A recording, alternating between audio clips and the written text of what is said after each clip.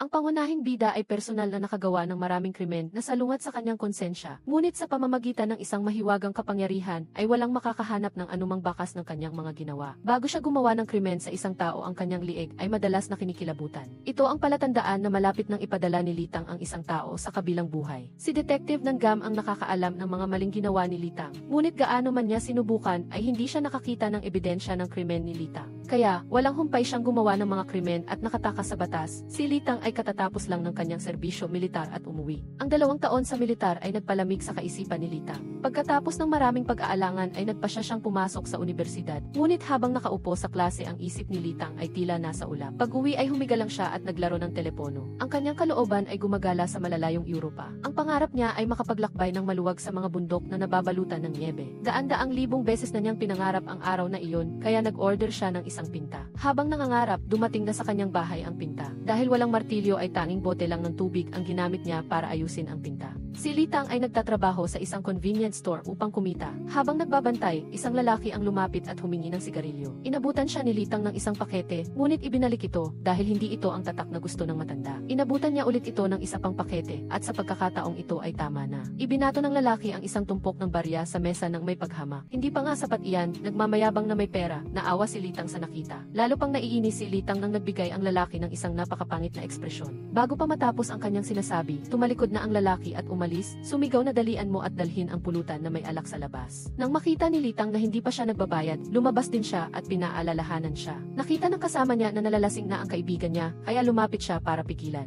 Nagpakita siya ng paggalang sa pagpili ng gusto niyang bilhin at nagbayad ng maayos. Pagkatapos, sinundo niya ang kaibigan niya at inalis doon para hindi na manggulo pa. Tiningnan ni Litang ang kalat at napaismin. Sa isang iglap ay oras na ng uwian at dumating ang may-ari ng tindahan para makipagpalitan ng shift kay Litang. Nang makita ang martilyo, naalala niya ang pinta sa bahay na hindi pa nakasabit ng maayos. Ngunit dahil abala sa paglalaro, hindi pinansin ng may-ari ang pakiusap ni Litang na manghiram. Kinalagkad ni Litang ang kanyang pagod na mga paa pauwi. Sa daan, nakita niya ang lasing na tiyo kanina na nakahando sa isalupa. Sumulyap siya sa malayo at nakita ang kaibigan ng tiyo na naglalakad ng paika-ika. Tinawag ni Litang ang lalaki, "Tiyo, dalian mo at ihatid na ang kaibigan mo sa bahay. Ulan na ng malakas." Lumingon ang tiyo at sinabi kay Litang na tumahimik at umalis na, iniwan ang kanyang kaibigan. Nagpakita si Litang ng isang sensitibong senyales sa lalaki. Nagalit ang tiyo at binugbog si Litang hanggang sa halos mamatay. Ang bugbog na ito ay nagpaalala kay Litang sa kanyang mga taon sa paaralan. Tumayo si Litang sa mesa at malakas na tumalon patungo kay Litang. Pagkatapos, sinundan ito ng sunod-sunod na sipa sa katawan niya. Balik sa kasalukuyan, si Litang ay nakararanas din ng galit ng tiyo. Nagpasya si Litang na hindi na siya magpapabugbog na lang. Kinuha niya ang martilyo mula sa kanyang bulsa kanina. Isang suntok ang nagpabalik sa tiyo sa kabilang buhay. Ngunit dapat ding sabihin na matibay ang tiyo. Nakakain ng ganoong suntok, nakalakad pa siya ng ilang hakbang bago tuluyang bumagsak. Tumingin sa malayo, nakita ni Litang ang 2 binata na nakakita sa ginawa niya at tumakas sa takot. Sumulyap sa kabilang banda, nakita niya ang isang babaeng nakasuot ng salamin na sumusunod sa aso. Hindi sila natakot at dumiretso. Tiningnan ang nakasulat sa damit ng aso. Nalaman niyang isa pala itong aso na gabay. Lumapit ang aso sa amoy ng tiyo na kakabugbog lang. Ngunit pagkatapos ay inakay din ang babae palayo. Natakot si Litang at niyakap ang kanyang bag at mabilis na umalis sa pinangyarihan ng hindi lumilingon. Pag-uwi, nagmamadali siyang pumasok sa banyo upang hugasan ang marumi niyang katawan. Sa banyo, paulit-ulit na lumabas ang larawan ng tiyo. Galit ang lalaki kay Litang dahil sa pagiging malupit nito sa kanya. Ang kalagayan din ng tiyo ay lubhang mahirap. Isa siyang lalaking may pamilya na may matandang ina at 3 bata. Nawalan ng anak ang ina, nawalan ng ama ang mga anak, paano kaya mapapanatili ang buhay ng kanilang pamilya pagkatapos nito? Ang eksena na hulihin siya ng pulis ay nasa isip na rin niya. Nahimatay ang kanyang ina dahil sa katangahan ng kanyang anak. Lahat ay lubos na madidismaya sa kanyang ginawa. Habang nag-iisip, tumakbo ang kaibigan niya at humingi ng pahintulot na matulog sa bahay nila ng isang gabi. Ginagamit ni Litang ang kanyang sirang lumang telepono para maghanap. Kung siya ay masasakdal sa manslaughter, ilang taon kaya siya makukulong? Habang natatakot, biglang umalinggaw ang tunog ng sirena ng pulis. Napapanahon talaga. Lumabas na may nahuli pala sa labas dahil sa gulo. Nagtaka siya kung ano na ang nangyari sa mga buli na nang-api sa kanilang dalawa noong araw. Si Zong Han ay sumagot habang inaantok, ang totoo ay napakaswerte nila. Ang isa ay nakabili na ng kotse at nagmayabang sa social media. Ang isa ay mayroon ng trabaho na pinapangarap. Ang pinakahuli ay may sarili na ring pamilya. Galit si Litang sa buhay, bakit kaya ang mga demonyong iyon ay nabubuhay ng maayos? Naalala niya bago siya pumasok sa militar, naranasan na rin niya ang buhay. Ngunit ang babaeng nakasiping niya ay hindi ang kanyang kasalukuyang kasintahan. Noong high school, nagnakaw din siya ng computer ni Zong Han. Ngunit, nakapagtataka na walang nagduda sa mga ginawa niya. Bakit lahat ng ginawa niya ay nagtatagumpay at walang nagdududa sa kanya. Kaya agad niyang sinabi sa kanyang kaibigan, alas 10 ng gabi ka dumating dito. Ngunit mariing iginiit ni Zonghan na pumasok siya sa bahay ng alas 11. Ngayon naalala ni Litang na naiwan niya sa pinangyarihan ang martilyo na hiniram niya sa convenience store. Kinabukasan, si Detective Jiang ay pumunta sa pinangyarihan kung saan namatay ang tiyuhin na si Duyokon upang mag-imbestiga. Natagpuan niya ang isang supot na pinamili mula sa convenience store ng lalaki. Si Litang ay nakahiga at naghihintay sa bahay nang makatanggap siya ng tawag mula sa manager ng convenience store. Tumawag siya para hilingin sa binata na palitan siya sa trabaho. Dahil ang babaeng empleyado ay abala at hindi makakapasok. Sumilip si Litang sa labas ng pinto, ngunit hindi siya naglakas loob na lumabas. Sa sandaling ito, pumasok din si Detective Jiang sa convenience store at hiniling sa manager na kopyahin ang datos ng Kiki. Nang lumabas si Detective Jiang, nakita niya ang dalawang estudyante na dumaan at lumapit para humiram ng lighter. Nang marinig nila ang maikli at mabilis na sagot ng detective, ang isa ay nagbalak na makipag-away sa lalaking ito na nakasuot ng cap na baliktad. Pagkatapos ay natuklasan din nilang pulis pala ang lalaki. Inimbitahan silang dalawa sa istasyon para magbigay ng pahayag at binigyan pa ng isang piraso ng chewing gum sa kanilang buhok. Ang dalawang lalaking estudyante ay binigyan ng leksyon ng pulis. Si Detective Jiang ay nanonood ngayon ng datos ng kamera at nakita niya kagabi. Ang lalaking si Gang Han ay pumunta sa convenience store na ito para bumili. Pagdating sa bahagi kung saan kinuha ng store clerk ang martilyo, biglang may isang langaw na humarang sa kamera. Pagkatapos, nakita niyang umalis ang binata na may dalang backpack. Bumalik ang detective sa convenience store at tinanong ang manager ng tindahan. Sino ang clerk na nagbabantay sa tindahan kagabi? Sakto namang dumating si Litang para magtrabaho. Agad sinabi ng may-ari ng tindahan, hinahanap ka ng pulis. Agad na dinala ni Detective Jiang si Litang sa labas para mag-usap. At nagtanong, gumawa ng bastos na senyales ang dalawang tiyuhin sa iyo, nagtapo ng pera, at inutusan kang pagsilbihan sila. Umalis sila nang hindi naglilinis kaya pinatulan mo sila. Nang magulat si Litang, umiti si Detective Jiang at sinabing, nagloloko lang ako. Pagkatapos ay tinanong niya si Litang kung ano ang narinig niya sa kanilang pinag-usapan. Sinabi ni Litang na nag-usap sila tungkol sa pamilya ng tiyo, na sinasabing napakahirap dahil may matanda at makakalimutang ina siya sa bahay at 3 maliliit na anak. Biglang tumakbo ang nakababata niyang kasama, si Yongjai, at ipinagbigay alam kay Detective Jiang na nakilala na ang fingerprint. Nagpatayan sila sa isa-gi-isa. May isang saksi na nakakita sa kanilang dalawa na nagtutulakan habang lasing. Ang isa ay gumamit ng brick para manakip at ang isa naman ay gumamit ng speaker para manlaban. Habang nakasakay sa kotse pauwi, pinagalitan ni Detective Jiang ang pulis na si Yongjai. Bakit mo sinabi ang mga detalye ng kaso sa harap ng saksi? Huwag kang maging pabaya. Naglakad si Litang pabalik sa eskinita kung saan nangyari ang krimen kagabi. Nakita niya ngayon lang may dumating para ayusin ang Kiki malapit sa lugar. Ang asawa ng matandang si Gang Han ay ipinatawag sa istasyon para magbigay ng pahayag. Ikinuwento ng babae na 3 taon na ang nakalipas, dinala ng asawa niya si Monjin sa bahay. At sinabing kasamahan daw niya at mabait at napakapalakaibigan daw ang ugali nito. Naging malapit siya at palaging nagbibigay ng panggastos sa aking anak at naaalala pa ang aking kaarawan.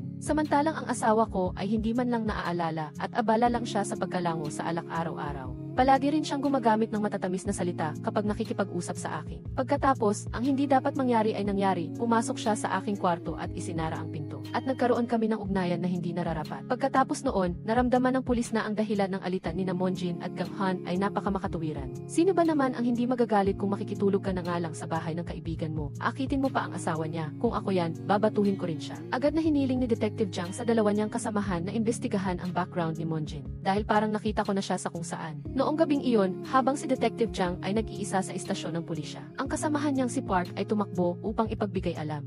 Ang lalaking si Monjin ay nagpanggap mula sa edad hanggang sa pagkakakilanlan. Siya pala si Jebu, high na wanted simula pa noong 2000. Ito talaga ang karma. Samantala, si Litang, habang kumakain kasama ang kaibigang si Zonghan, ay nakarinig ng breaking news. Natukoy na ang pagkakakilanlan ni Monjin, ang lalaking namatay sa pagpatay sa eskinita ilang araw na ang nakalipas. Matapos ang ICT test, natuklasan ng pulisya na siya ang suspect sa mga serial murder noong 2000.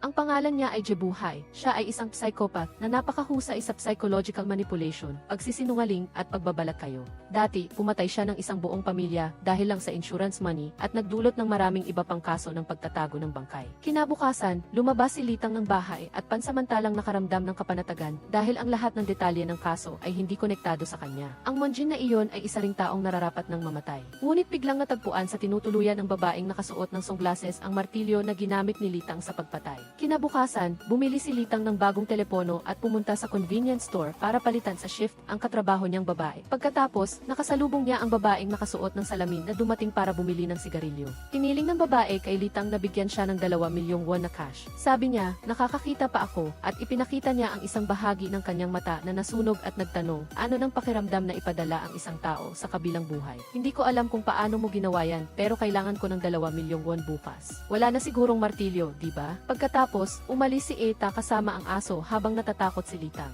Nagmamadaling tumakbo ang binata sa cellphone store para isauli ang bagong bili niyang telepono. Ngunit sinabi ng may-ari ng tindahan, tinanggal mo na ang screen protector, kaya wala na akong magagawa. O kung hindi, kailangan mong bayaran ang lahat ng installment para maibenta mo ito sa presyo ng segunda mano. Tiningnan ni Litang ang kanyang bank account at mayroon na lang siyang natitirang 172,000 won. Naghanap ang binata ng part-time job at mga scam website lang ang nakita niya. Pumunta si Litang sa manager ng convenience store para humingi ng cash advance sa sweldo niya ngayong buwan. Ngunit sinabi ng manager ng convenience store, noong nakaraang taon, binigyan ko ng cash advance ang isang clerk at tumakas siya. Simula noon, hindi na ako nagbibigay ng cash advance kahit kanino. Ngunit pagkatapos ng mahabang pagmamakaawa, nakakuha rin si Litang ng halos 1 milyong won na cash advance. Ngunit hindi pa rin sapat ang halaga na hinihingi ng babae. Umuwi si Litang at kinuha ang passbook na inilaan ng kanyang ina para ipambili ng bahay at mabilis na tumakas. Pagkatapos ay pumunta siya sa bangko at interminate ang lahat ng pera sa passbook. Isinuot ni Litang ang bag na may pera at pumunta sa convenience store para magtrabaho. At palagi siyang nakatingin sa pinto, binabantayan kung darating ang babaeng nakasuot ng sunglasses. Nang dumating ang gabi, lumapit ang manager ng tindahan at sinabing, pagpasok ko rito kanina, may nakita akong kakaibang babae. Akala ko bulag siya, pero parang nakatingin siya sa akin.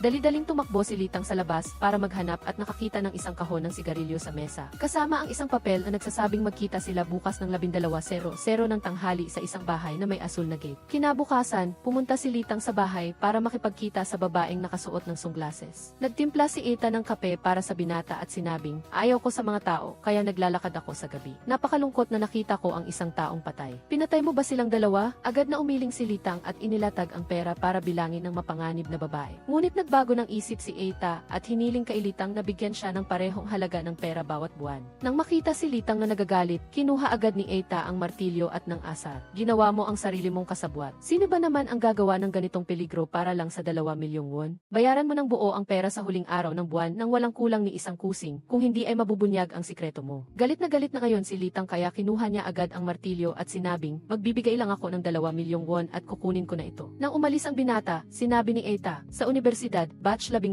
ka, hindi ba? Gusto mo bang sirain ang kasal ng ate mo na malapit nang mangyari? Palagi ring nagpupunta sa simbahan ang nanay mo, hindi ba? Sigurado ako na sa mga darating na araw hindi na siya maglalakas loob na magpakita sa simbahan. Nang marinig ito ni Litang, lumingon siya at agad na tinanggal ng babae ang sunglasses para makita ng malinaw ni Litang ang kanyang isang sirang mata. Pagkatapos ay nagpatuloy siyang manakot, ngayon, napaka-advanced ng forensic technology. Sigurado ako na kumalat na ang iyong fiti sa buong bahay ko. Kapag nagbigay ako ng pahayag, buong pamilya mo ang hahalugugin. Kahit papaano, makukulong ka ng 15 taon. Paano ka na mabubuhay ng may criminal record? At magmakaawa ka sa akin at babawasan ko ang halaga ng pera. Pagkatapos, nagsalita si Litang, pakiusap, tulungan mo ako, at naramdaman niya na para siyang aso na sinasakal sa liig ng babae. At tuwing tatawag siya, kailangan siyang tumakbo gamit ang 4 na paa ng napakabilis. Binalaan siya ng babae na manghihingi siya ng pera sa buong buhay niya. Kaya, kinuha niya agad ang martilyo at pinalo siya ng malakas, kaya hindi na nito kayang ipikit ang sarili niyang mga mata. Pagkatapos, kinuha ni Litang ang lahat ng pera at mabilis na umalis sa bahay. At isinara ang pinto ng bahay, tumakbo agad ang aso sa kinaroroonan ng kanyang amo at hinimas-himas ito. Lumipas ang maraming araw, at araw-araw, 2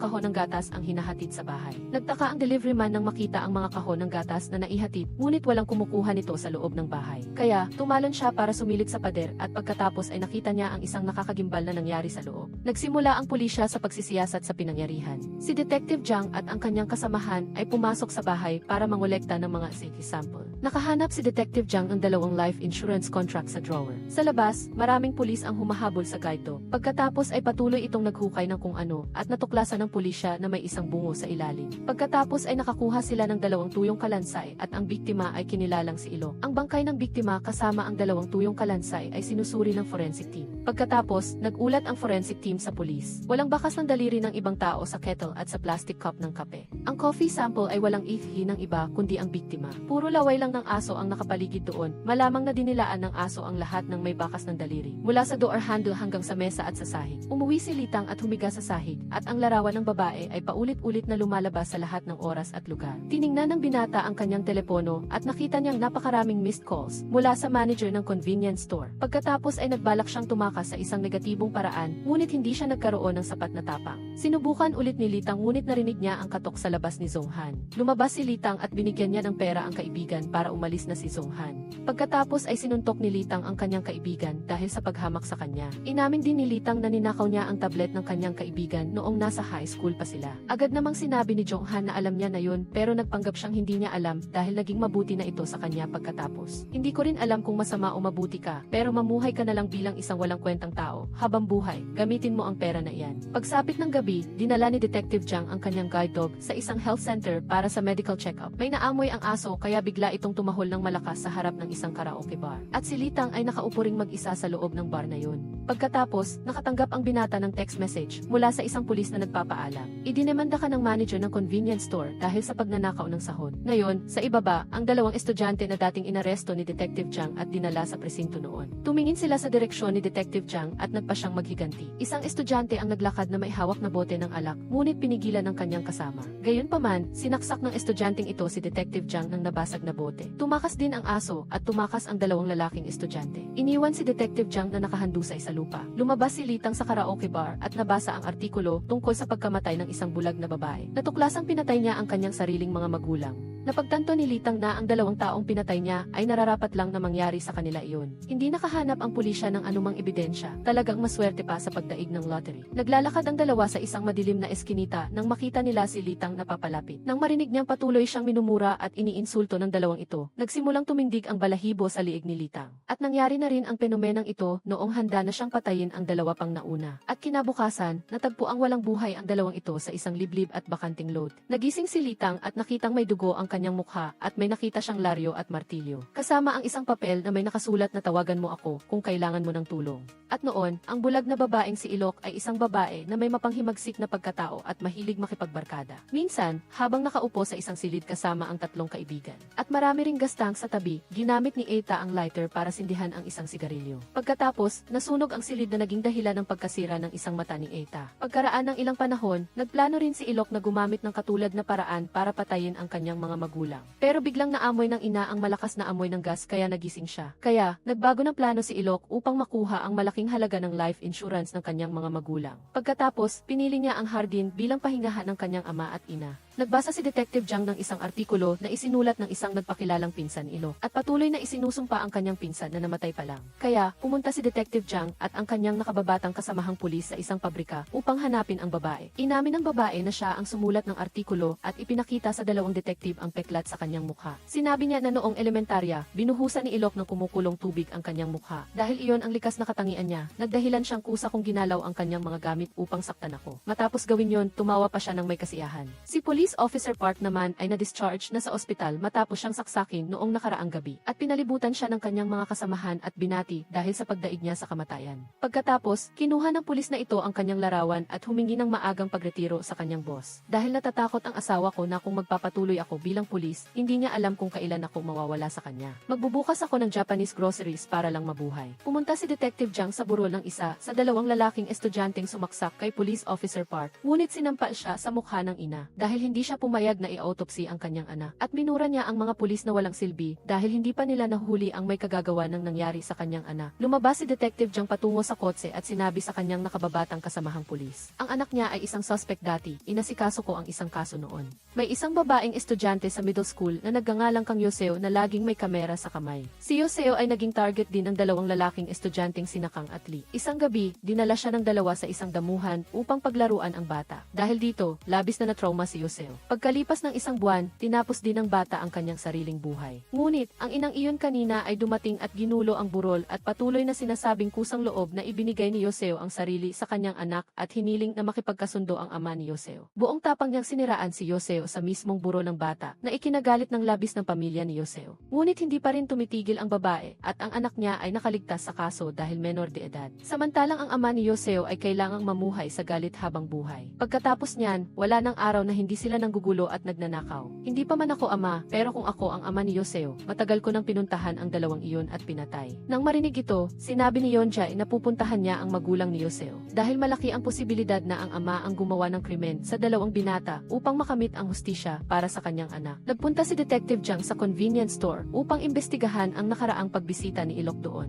Sabi ng manager na ang kamera sa tindahan niya ay makapag-imbak lang ng 5 araw bago burahin. Nang magtanong si Detective Jiang tungkol sa empleyadong si Litang, sinabi ng manager na kinuha niya ng advance ang kanyang sahod at tumakas. Mukhang abala siyang naghihintay sa bulag na babaeng iyon noong nakaraang gabi. Nagpa siya si Litang na mag-text sa isang taong may nickname na Only 4 Heroes at agad siyang inimbitahan sa isang secret group chat. At lahat ng mensahe sa grupong ito ay otomatikong mabubura pagkatapos ng 3 segundo. Nang makita niyang tinawag siya ng taong ito sa kanyang pangalan, agad na blinok ni Litang ang contact na ito. Pagkatapos, may nag-doorbell sa bahay. Sumilip si Litang sa butas at nakita niya ang delivery man. Binuksan ng binata ang liham at nakita niyang supoy na iyon ng pulisya. Dahil kinuha ni Litang ang advance na sahod mula sa manager ng convenience store, nagmaneho si Detective Yongjay patungo sa bahay kung saan dating nakatira ang estudyanteng si Yoseo. Sang muok, ang ama, ay pinapasok ang detective upang tingnan ang silid kung saan tumira ang kanyang anak noong nabubuhay pa. Kasama ang mga larawan na kinunan ni Yoseo, kasama ang kanyang mga kaibigan. Sinabi rin ng ama na mabait at mapagbigay ang aking Yoseo, kaya pinatay ko ang dalawa sa kanila. Agad siyang dinala ng pulisya sa presinto para sa interrogation. Sinabi ng ama na ginamit ko ang laryo para paluin sila.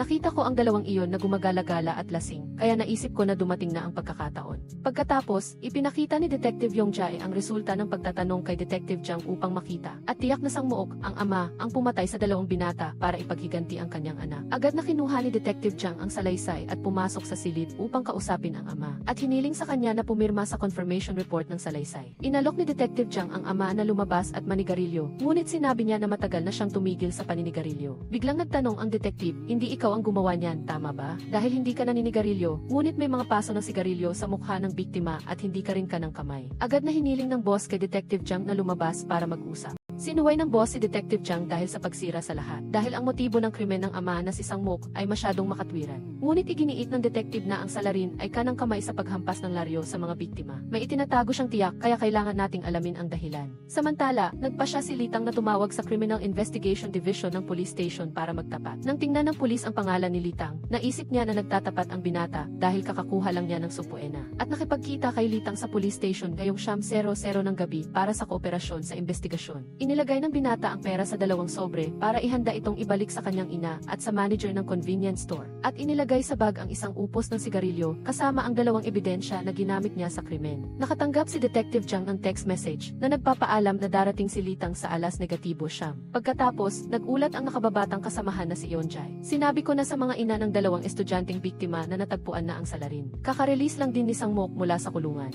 Ngayon, lumalabas si Sangmok, ang ama, mula sa police station. At ang totoo, nakatanggap ang amang ito ng isang kahon ng laruang superhero car. Ngunit nang buksan niya ito, may matalim na kutsilyo sa loob. Nang gabing iyon, dinala ng ama ang kutsilyo at sinundan ang 2 lalaking estudyanteng nanakit sa kanyang anak. At nakatanggap siya ng mensahe mula sa nickname na Only 4 Heroes na nagsasabing gawin mo lang ang napag-usapan. Ako na ang bahala sa iba. Sa pagkakataong ito, nanginginig ang ama kaya hindi pa siya naglakas loob na gumawa ng krimen. Ngunit nang lumingon siya, hindi na niya nakita ang 2 lalaking estudyante. Bigla, malakas na nabangga ang ama ng isang kotse. Lumabas si Detective Jiang at ang kanyang nakababatang kasamahang si Yonjay. At nakita nila na ang nakasakay sa sasakyan ay ang ina ng isa sa 2 napatay na lalaking estudyante. Pumunta si Litang sa isang exit booth at naglagay ng pera sa makina para isauli sa kanyang ina. Paglabas niya, bigla siyang inagawa ng bag ng 2 nakamotorsiklo na naging dahilan para siya ay matumba. Mabilis na nagmaneho ang 2 sa isang tulay pagkatapos kunin ang pera sa natitirang sobre. Itinapon agad nila ang bag sa ilog. Dinala si Litang sa ambulansya at itinala din ng pulisya ang nangyaring snatching. At wala na ngayon ang lahat ng ebidensya para magtapat ang binata. Dinala si Litang sa ospital kung saan ginagamot si Sangmok, ang ama. Patuloy na tinanong ni Detective Jiang ang ama, balak mo bang akuin ang lahat ng kasalanan para sa salarin? Ngunit sinabi ng ama, ako mismo ang gumawa para pagbayarin ang 2 iyon dahil sa ginawa nila sa anak ko. Dahil doon, gumaan ang pakiramdam ko. Sabi ni Detective Jiang, kung gusto mong magbayad sila, dapat ay ginawa mo sa ilalim ilalim ng batas. Pagkatapos ay umalis ang detective. Binalutan ng nurse ang sugat ni Litang. Itinulak ng nurse si Sang Mook, ang ama, palabas para magpahangin. Pagkatapos, nakatanggap siya ng mensahe mula sa nickname na only 4 heroes, rerespetuhin ko ang desisyon mo. Salamat sa nakaraang panahon. Biglang nakita ng ama si Litang na lumalabas. Sa pagkakataong ito, nagte-text din ang pulis. Kaya, nagdesisyon ang ama na kontrolin ang wheelchair at sundan ang binata. Pagkatapos ay natumba siya. Bumalik si Litang upang magtanong at hiniling ng ama sa binata na, bilisan mo na, may pulis dito. Agad na nagtanong si Litang, ikaw ang nag-text sa Telegram, tama ba? Ikaw ang naghatid sa akin noong gabing iyon, tama. Ikaw din ang may kagagawa ng nakawan kanina, hindi ba?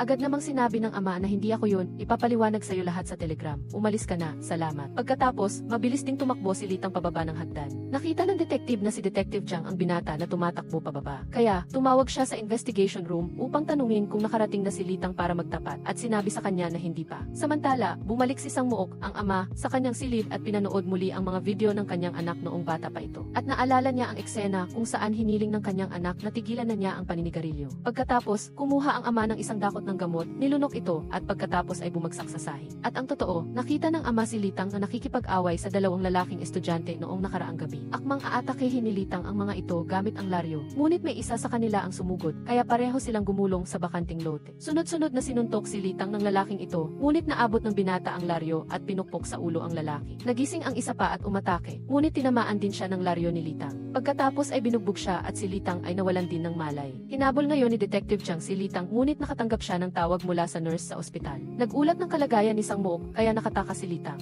Tumakbo ang dalawang detective pabalik sa ospital at nakita nilang hinuhugasan ang bituka at net-revive si Sang Mook. Binuksan ni Litang ang Telegram app at nakita niyang burado na ang account ng only 4 heroes. At noon, si Sang Mook, ang ama, kasama ang isang tao, ay nagdala kay Litang pauwi matapos patayin ang dalawang lalaking estudyante. Bago yun, sinabi ni Sang Mook, ang ama, sa misteryosong tao. Matapos tumalon, nagdusa ang anak ko ng 16 na oras pa sa ospital bago namatay. Gusto kong panagutin ang mga taong nagdulot ng ganoon sa aking anak. Agad na nangako ang misteryosong tao na tutulungan niya ang ama. At ang taong ito ay may suot na shirt na may superhero emblem. Napasok ng ate at mga magulang ni Litang ang inuupahang apartment, ngunit hindi na nila nakita si Litang. Ang nakita lang nila ay isang sulat na iniwan ng binata. Humingi ng tawad si Litang sa kanyang mga magulang dahil sa pagiging walang direksyon at sa paggawa ng maraming pagkakamali. Plano kong pumunta sa Canada ng lihim, sana maintindihan ninyo ako. Nangangako akong magiging disente akong tao at babalik. Umupo si Litang sa sasakyan at tiningnan ang kaunting pera na natitira sa kanyang bank account. Pinanood ng binata ang balita tungkol sa kaso ng dalawang lalaking estudyante na pinatay niya at nalaman niya. Sila pala ay mga bully sa paaralan at gumawa na ng masasamang bagay sa mga babaeng estudyante sa paaralan. Sinubukan ding hanapin ni Litang ang balita tungkol sa taong may nickname na only 4 heroes, ngunit wala siyang nakita. Pagkatapos, hinanap niya ang posibleng kahihinatnan kapag hindi dumating ang isang kriminal sa investigation room matapos makatanggap ng subwena. Si Litang ay gumagala-gala sa mga tren ng subway dahil hindi siya sigurado kung saan siya dapat pumunta. Sa sandaling ito, may lumitaw na isang mataba at may salamin na binata. Lumapit siya kay Litang at sinabi, "Ako si only 4 heroes. Hindi ako isang weirdo, nandito ako para tulungan ka." Pagkatapos, sumakay din si Litang sa sasakyan kasama ang matabang binata patungo sa lugar kung saan siya nakatira. Pagpasok ni Litang, nakita niya ang bahay na may maraming figurines ng lahat ng superheroes na nagliligtas sa mundo. Nagpakilala ang binata na siya si Robin at magiging malaking tulong niya. Ipinakita ni Robin kay Litang ang background ng lahat ng 4 na tao na namatay sa kamay ni Litang at sinabing sinamahan kitang umuwi ni Sang Mook noong gabing iyon. Ano sa tingin mo ang common denominator ng mga kaso na ginawa mo? Lahat sila ay nararapat na ganoon. Hindi mo ipinadala ang ebidensya, pero kusang nawala, hindi ba? Mukhang ito ang kalooban ng langit na gusto kang magpatuloy. Gusto kong sumama ka sa akin para maglingkod sa hustisya. Mayroon akong 50 million won ngayon. Kung kailangan mo, ibibigay ko lahat sa iyo. Kailangan mo lang makipagtulungan sa akin. Kung makikipagtulungan ka, tutulungan kitang makatakas sa pagtatago. Lubos na nag-aatubili si Litang nang marinig iyon. Kinaumagahan, patuloy na kinukumbinsi ni Robin si Litang sa iba't ibang dahilan. Ang ginagawa lang natin ay nagtatapon ng basura para linisin ang lipunan. Hindi ba may kakayahan kang makilala ang mga kriminal at ang iyong mga bakas ng krimen ay palaging nawawala? Pagsapit ng gabi, patuloy na bumubulong si Robin sa tainga ni Litang. At sinabing ang pagtatagpo nila ay itinadhana. Nagtanong din si Litang, sabi mo may 2 kasosyo ka, nasaan na sila ngayon? Sabi ni Robin, nakita mo na ang isa, at ang isa pa ay hindi na natin kailangang makita. Nang makatulog na si Robin, pumasok si Litang at nagbukas ng isang secret door. Sa loob ay mayroong maraming files, cash, at maraming uri ng sandata. Kumuha agad si Litang ng isang taser at nagsuot ng jacket at lumabas. Ngayon, nagising na rin si Robin. Naglakad si Litang sa isang kalye na suot ang jacket na may nakasulat na only for heroes. Rose. Bigla siyang nabangga ng isang lalaking nakasuit. Nagpalakas ito ng kagustuhan ng binata na kumilos. Pagkatapos, natapos na rin ng prosecutor na ito ang pag-inom kasama ang kanyang subordinate. Ibinigay niya sa kanyang subordinates ang isang credit card para magpatuloy sila sa second round. Samantala, mag-isang umuwi ang prosecutor na ito ng maaga. Pagkatapos, nagpanggap si Litang na isang driver at lumapit para ihatid ang lasing na prosecutor pauwi. Sa sasakyan, pagkatapos marinig ng prosecutor ang tawag sa telepono mula sa kanyang asawa sa bahay. Doon lang niya nalaman na mali ang direksyon ng driver. Ngunit bigla siyang tinasar ni Litang. Pagkagising niya, nakita niyang nakatali siya sa isang upuan. Nagmakaawa ang prosecutor kay Litang na pauwiin siya dahil high school pa lang ang kanyang anak. Ano ba ang nagawa kong masama para gawin mo ito sa akin? Hindi rin alam ni Litang kung anong krimen ang nagawa ng tiyuhin na ito para mangyari ito sa kanya. Pagkatapos, dumating si Robin at isinaksak ang cellphone na may larawan ng masayang pamilya ng prosecutor sa computer. Sinira ni Robin ang security at nakita niya ang mga larawan na nagpapatunay ng mga kasalanan na nagawa ng prosecutor na ito. Lumapit si Litang sa prosecutor at kinuha ang kanyang sandata. Pagkatapos, ang prosecutor na ito ay lumutang sa ilog sa walang emosyong paningin ni Litang at Robin. Samantala, pumunta ang ate ni Litang sa convenience store upang itanong sa manager ang kinalalagyan ng kanyang kapatid. Ikinuwento din ng manager ang lahat ng ginawa ni Litang sa kanya sa babae. Pagkatapos, pumunta ang manager para makipagkita sa pulis sa investigation bureau at ipinagbigay alam na natanggap na niya ang lahat ng advance na sahod mula sa pamilya ni Litang at binawi na rin niya ang kaso. Isang special investigation team din ang itinatag upang imbestigahan ang mga misteryosong kaso kamakailan. Ngunit 4 na buwan ang lumipas at wala pa ring bagong ebidensya na nahanap kaya ito ay binitiw at natapos ang investigasyon. Iginiit ng leader ng special investigation team kay Detective Jiang. Si Sangmok ang salarin na pumatay sa 2 estudyanteng lalaki, habang ang kaso ni Ilok ay isang ibang salarin. Ngunit iginiit ni Detective Jiang na ang mga ito ay mga serial murder case ng iisang salarin at magsasagawa siya ng sarili niyang re-investigasyon. Ang Detective Jiang ay nagsimulang lapitan ang kasamahan niyang si Detective Kim upang hikayatin itong kumampi sa kanya. Sa bahay, nang buksan ni Robin ang pinto, nakita niya si Detective Jiang na dumating para hanapin siya. Ibinigay ni Detective Jiang ang mga file ng kaso kay Robin para pakiusapan itong suriin kung iyon ba ay serye ng pagpatay. Pagkatapos suriin, sadyang nagbigay si Robin ng komento na ang mga ito ay magkahiwalay na kaso dahil ang mga sandata at paraan ng paggawa ng krimen ay ibang-iba. Nang magtanong si Detective Jiang tungkol sa kaso ng piskal, alam ni Robin kung sino ang piskal na iyon at sinabi niya ng eksakto ang paraan kung paano siya itinapon pati na rin ang lokasyon at bilang ng saksak na kanyang tinamo. Sa sandaling iyon, may isang shipper na dumating upang maghatid ng pagkain kay Robin. Pagkatapos nito, tumawag si Detective Jiang sa isang kasamahang kaibigan at sinabi kay Robin, "Pumasok ka na naman sa internal system ng opisina ng piskal. No, kami lang ang nakakaalam tungkol sa kaso ng piskal na iyon." Pagkatapos ay binuksan niya ang pinto para papasukin si Police Kim upang imbitahan si Robin sa istasyon para makipagtulungan sa investigasyon. Ngunit pagkatapos ng interogasyon, sinabi ni Police Kim kay Detective Jiang, tiyak niyang nabasa niya ang impormasyon tungkol sa piskal na iyon online kaya kailangan na natin siyang pakawalan.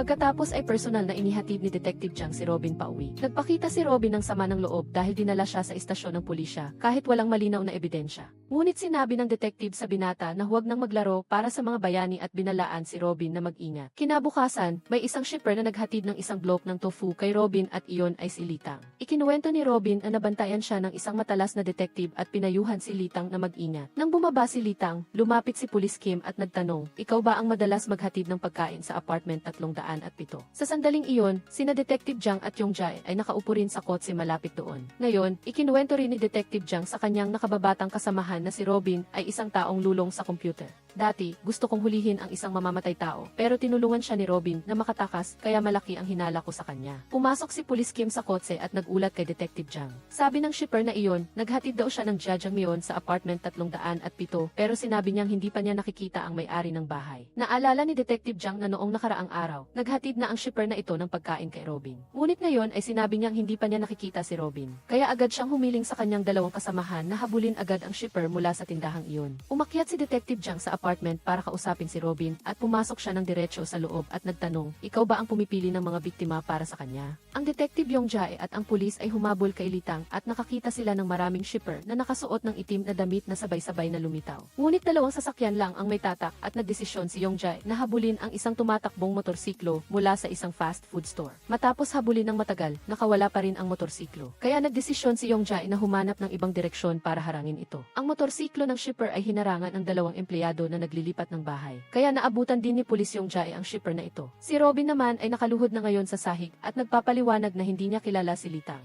Pagkatapos nito ay sunod-sunod siyang sinuntok ni Detective Jiang. Mula sa kamay, lumipat si Detective Jiang sa paggamit ng paa. Pagkatapos ay itinapon ang lahat ng manikin sa katawan ni Robin. Sa sandaling ito, dinala na rin ng nakababatang kasamahan na si Yongjae ang shipper pabalik. Ngunit iba pala iyon at hindi si Litang. Ngayon ay nakatanggap si Yongjae ng tawag mula sa department head. Kaya ibinigay ng pulis ang telepono kay Detective Jiang para kausapin ito. Galit na sinigawan ng department head ang detective dahil ang mga imahe ng pagsugod niya sa bahay at pambubugbog kay Robin ay kumalat na sa buong internet. Sa sandaling ito, may mga patrol police na tumutunog ng doorbell sa labas. Dahil may nagulat sa pulisya tungkol sa pambubugbog ng pulis sa sibilyan. Binuksan ni Detective Jiang ang computer at natuklasan niya na ang lahat ng kanyang pagkilos ay live na pinapalabas sa internet. Nakakita si Detective Jiang ng isang maliit na kamera na nakatago sa likod ng isang painting kaya agad niya itong kinumpiska. Sa sandaling ito, may hawak na isa pang kamera si Robin at ngumingiti ng may pagmamalaki. Sumugod si Detective Jiang ngunit pinigilan siya ni Yongjae habang nagmadali namang umalis ang shipper. Pumasok din ang dalawang patrol police upang pigilan si Detective Jiang. Bumalik si Litang sa fast food store kung saan siya nagtatrabaho. Pagkatapos noon ay inayos niya ang lahat ng kanyang gamit upang patuloy na tumakas. Ang binata ay bahagyang natawa nang mapanood ang video kung saan sinasaktan ni Detective Jiang si Robin na kumalat sa online. Si Detective Jiang, ang kanyang kasamahan at ang department head ay labis na pinagalitan ng superintendent. Nang tamaan ng talsik ng laway ng superintendent ang kanyang mukha, hindi na nakatiis ang department head. Kaya sumugod siya para makipag-away ng husto sa superintendent. Pagkatapos, inayos ni Detective Jiang ang kanyang mga gamit at umalis sa istasyon ng pulisya. At ang department head ay pareho ang sinapit ni Detective Jiang. Si Litang naman ay patuloy pa rin sa kanyang landas ng paggamit ng krimen upang mapigilan ang krimen at naniniwala pa rin na iyon ang kanyang paglalakbay tungo sa hustisya.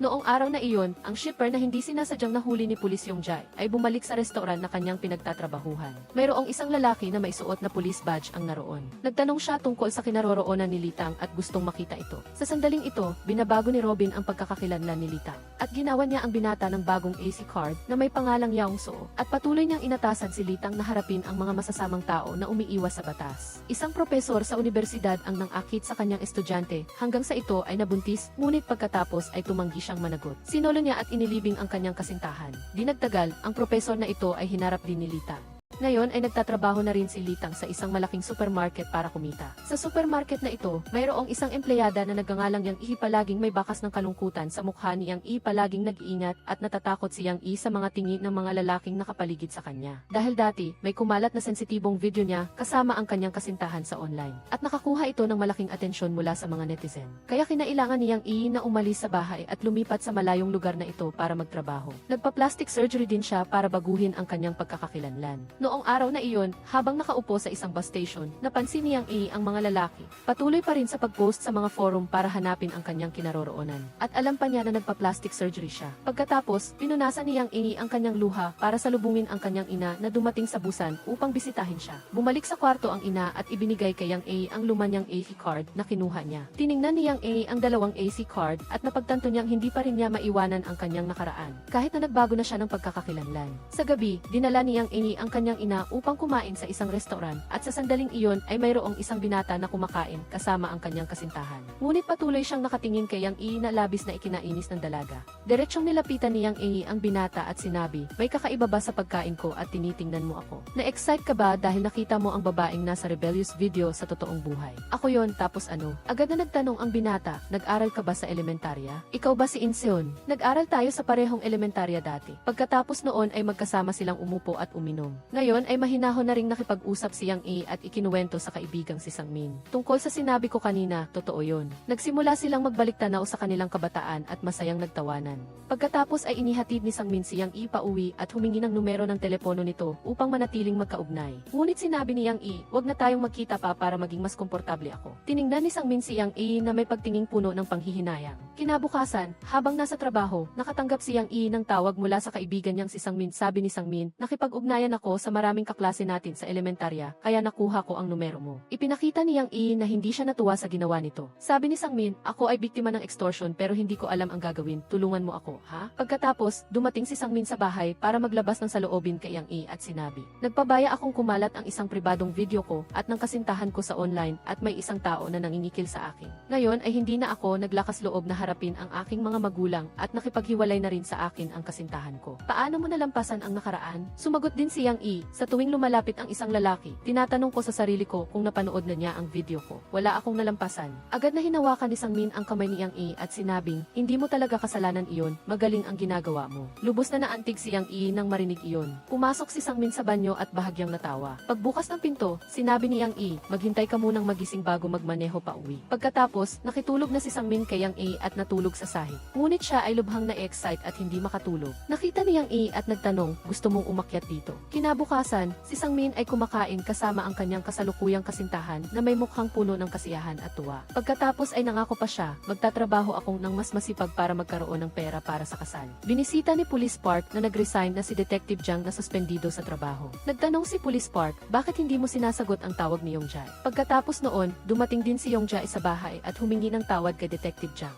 Dahil pagkatapos ng insidente sa bahay ni Robin noong nakaraan, hindi siya nasuspinde o naparusahan. Si Detective Jiang lang ang nasuspinde sa trabaho. Ipinahayag ng binata ang kanyang determinasyon na tiyak na hulihin niya si Litang at ang computer spider na iyon. Ipinakita ni Yongjae kay Detective Jiang ang data ng kamera na nagpapakita na pumunta si Litang sa Busan. Kaagad pagkatapos naming mabigo na hulihin siya. Pagkatapos noon, nangyari din doon ang kaso ng Professor No. Sinabi rin ni Detective Jiang, pagkatapos noon, nangyari rin sa Busan ang pagpatay sa mga drug trafficker at loan shark. Ngunit wala pa ring nahuli na salarin. Agad na inanyayahan ni Yongjae si Detective Jiang na pumunta sa Busan. Pumunta sina Detective Jiang at Yongjae sa istasyon ng pulisya ng Busan at ibinigay ang larawan ni Litang para hilingin ang kanilang kooperasyon sa paghahanap. Ngunit sinabi ng mga pulis doon na masyado silang abala sa investigasyon ng kaso ni Professor No. Sa kasalukuyan, nakilala namin ang isang tao na may matinding galit sa profesor na biktima. Ngunit gagawin namin ang aming makakaya upang hanapin ang nawawalang taong hinahanap ninyo. Si Litang, habang nagtutulak ng mga paninda papasok sa supermarket, ay narinig si Sangmin na kausap ang isang babae sa telepono. Napakatamis at romantiko ng usapan. Pagkatapos noon ay lumabas din si Yang E sa sandaling ito. Tumakbo din si Sangmin papalapit at tinawag na magkapatid si Yang E nang may pagmamahal. Napagtanto ni Litang na ang binata na ito ay tila isang manloloko. Pagkatapos ay muli silang nagkasama sa bahay ni Yang E nang marinig niya si Yang E na humiling na sumama sa kanya sa Seoul. Nag-aalangan si Sangmin. Pagkatapos nito ay nakatanggap siya ng text message, kaya agad niyang itinago ang telepono. Agad namang umupo si Yang A at pumunta para buksan ang telepono para tingnan ito. Nakita niya na nagpadala ang kasintahan ng isang video clip kay Sangmin para ipaalam ang nalalapit na kasal nilang dalawa. Agad namang inagaw ni Sangmin ang telepono. Nagtanong si Yang E, hindi ba tigi pumunta ka sa akin dahil nakipaghiwalay ka sa kasintahan mo? Sino ka ba talaga? At ang totoo, pagkatapos ng una nilang pagkikita ni Yang E, pumunta si Sangmin sa basurahan at naghanap ng isang package na ipinadala kay Yang E para makuha ang numero ng telepono ng dalaga. Pagkatapos noon, hinanap din niya ang nalik na video ni Yang E at pinanood ito ng may tinging puno ng pagnanasa. Inamin na rin ngayon ni Sangmin, nagsinungaling ako para makasiping ka. Agad na sinampal ni Yang E si Sangmin at nagtanong, hindi mo ba ako tinuturing na tao? Nagsimula silang magsigawan, sinabi ni Sangmin, ikaw ang nag-imbita sa akin, sino pa ang sisisihin mo ngayon? Nagbanta si Yang E na ipapaalam sa kasintahan at mga kasamahan ni Sangmin ang tungkol dito. Kaya itinulak niya ang dalaga at pinigilan ito gamit ang kanyang mga kamay at inihiga si Yang E sa kama. Pagkatapos ay ginamit niya ang kanyang dalawang kamay upang sakali ng mahigpit si Yang E hanggang sa huminto ito sa paglaban. Sina Pulis Yongjae at Detective Jiang, na nasa isang hotel sa Busan, ay nakakita ng breaking news tungkol sa isang sunog sa isang apartment. Narinig din ni Litang ang balita at alam niyang ang babaeng namatay ay isang bagong residenteng migrante na 29 taong gulang. Ang mga babae sa kalapit na convenience store ay nagsimulang mag-usap at nagbigay ng opinyon na ang kawawang babae ay hindi namatay dahil sa sunog kundi sinaktan ng isang tao. May nakarinig na nakikipagtalo siya sa isang tao sa buong gabi. Sa sandaling ito, ang lalaking nagpunta sa shipper company para hanapin si Litang ay naroroon din pumunta sina Detective Jiang at Yongjae sa Busan Police Station. Ang mga pulis dito ay inisip na namatay lang si Yang A dahil sa kalasingan, nakatulog at nakalimutang patayin ang kalan. Ngunit naniniwala si Detective Jiang na ito ay isang kasong pagpatay. Nang dumating si Litang sa supermarket para magtrabaho, sinabi sa kanya ng kanyang kasamahan na namatay si Yang E sa sunog sa apartment kagabi. Pagkatapos noon ay napansin ni Litang ang presensya ng misteryosong lalaki kaya naghanap siya ng paraan para umalis. Ngunit patuloy siyang sinundan ng matandang lalaki. Iniwan ng binata ang shopping cart at nagsuot ng jacket para tumakas. Bigla, nakita niya si Detective Jiang na papasok sa supermarket. Hinabol ng detective si Litang. Tumakbo ang binata sa bodega, ngunit natisod siya dahil sa lalaki. Agad siyang nagtanong, ikaw ba ang gumawa ng sunog sa apartment? Bakit ka pabaya? Marami akong gustong sabihin sa iyo. Pagkatapos noon, tumakas na rin si Litang. Nang tumakbo si Detective Jiang papasok, natuklasan niyang tumakas na si Litang sa likod na pinto. Nagulat si Yongjai, may nagnakaw ng TV's camera sa supermarket. Ipinakita ni Detective Jiang ang larawan ni Litang sa manager ng supermarket. Nalaman niyang nagtrabaho ang binata doon at nagpalit ng pangalan. Tiningnan ng misteryosong lalaki ang data ng camera sa hard drive na kinuha niya. Nakita niya na nakatayo si Yang Yi at nakikipag-usap sa isang binata. Si Sang Min ay nagpunta sa ospital para magpatingin at sinabi ng doktor na mayroon siyang sakit na syphilis. Kailangan mo munang uminom ng gamot at huwag na huwag kang makikipagtalik sa loob ng ilang panahon. Sana ay tatawag siya para ipaalam sa kanyang kasintahan, ngunit inunahan siya nitong mag-sorry. Sabi ng doktor, may syphilis ako. Patawarin mo ako, minsan lang ako nagkamali sa iyo. Pinilit ako ng mga kaibigan ko na magsaya muna bago magpakasal. Aksidente lang ang lahat. Agad namang sinigawan ni Sang Min ang babae na walang hiya at nakipaghiwalay. Pag-uwi niya, nakita niya ang isang lalaki na naghihintay sa kanya. Nagpakita ito ng pulis at sinabing nandito siya para imbestigahan ang kaso ni Yang Yi nang sinabi ng lalaki na may nakarinig sa kanila na nagtatalo sa bahay ni Yang Yi.